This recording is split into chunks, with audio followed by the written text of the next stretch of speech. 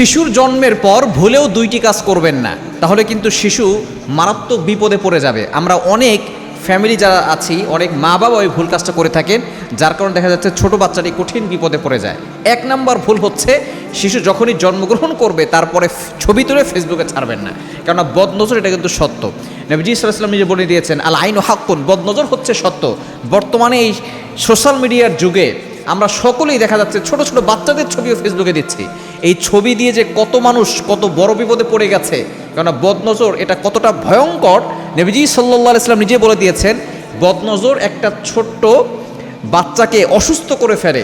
শুধু তাই নয়, এই বদনজর একটা সুস্থ উটকে অসুস্থ করে রান্নার পাতিল পর্যন্ত নিয়ে যায়, একটা সুস্থ মানুষকে অসুস্থ করে কবর পর্যন্ত নিয়ে যায়। এজন্য খবরদার, আপনার সন্তানের ছবি ফেসবুকে দিবেন। আপনি ভালো আছেন এটা কাউকে বলার দরকার নেই, কারণ মানুষ এটা ভালো চোখে দেখে না।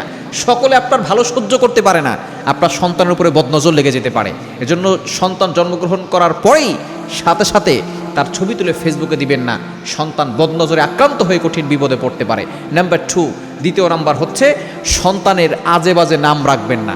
অনেক মা বাবা এমন আছে সন্তানের জন্য আজে বাজে নাম রাখে। আপনি অর্থবোধক সুন্দর ইসলামিক নাম রাখার চেষ্টা করবেন। আপনি সাহাবীদের কত সুন্দর সুন্দর নাম আছে সেগুলো রাখবেন। আপনি আব্দুল্লাহ, আব্দুর রহমান রাখতে পারেন। মেয়েদের ক্ষেত্রে যে সমস্ত সাহাবিয়া মহিলারা ছিলেন তাদের নাম রাখতে পারেন। ফাতেমা রাদিয়াল্লাহু তাআলা আনহা নামে নামকরণ করতে পারেন, আয়েশা রাদিয়াল্লাহু তাআলা আনহা নামে নামকরণ করতে পারেন।